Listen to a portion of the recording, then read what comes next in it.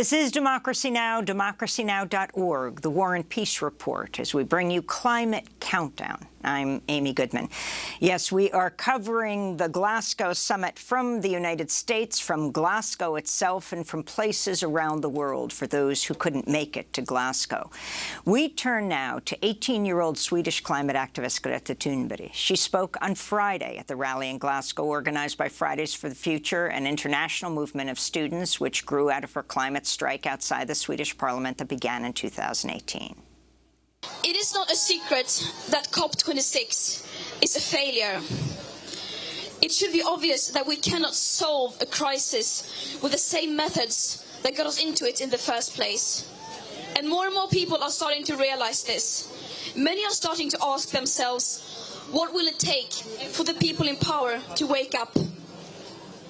But let's be clear, they are already awake. They know exactly what they are doing.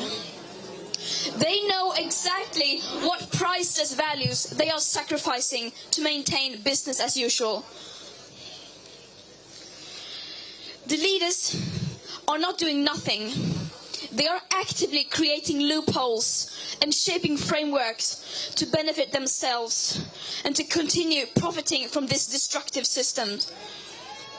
This is an active choice by the leaders to continue to let the exploitation of people and nature and the destruction of present and future living conditions to take place.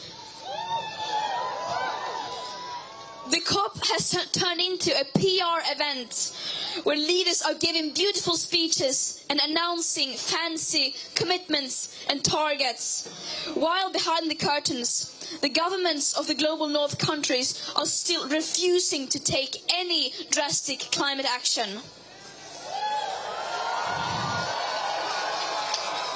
It seems like their main goal is to continue to fight for the status quo.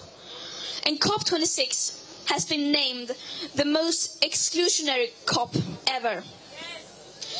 This is a climate conference. This is now a global Greenwash festival.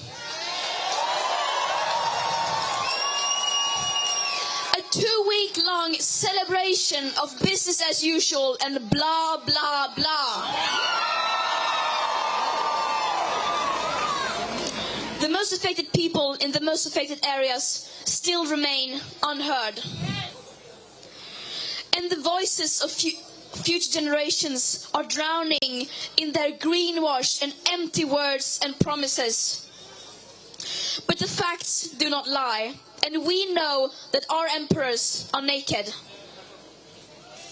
To stay below the targets set in the Paris Agreement and thereby minimizing the risks of setting off irreversible chain reactions beyond human control, we need immediate, drastic, annual emission cuts unlike anything the world has ever seen. And as we don't have the technological solutions that alone will do anything even close to that, that means we will have to fundamentally change our society. And this is the uncomfortable result of our leaders' repeated failure to address this crisis. At the current emissions rates, our remaining CO2 budgets to give us the best chances of staying below 1.5 degrees Celsius will be gone within the end of this decade. And the climate and ecological crisis, of course, doesn't exist in a vacuum. It is directly tied to other crises and injustices that date back to colonialism and beyond. Crises based on the idea that some people are worth more than others and therefore have the right to steal others, to exploit others, and to steal their land and resources.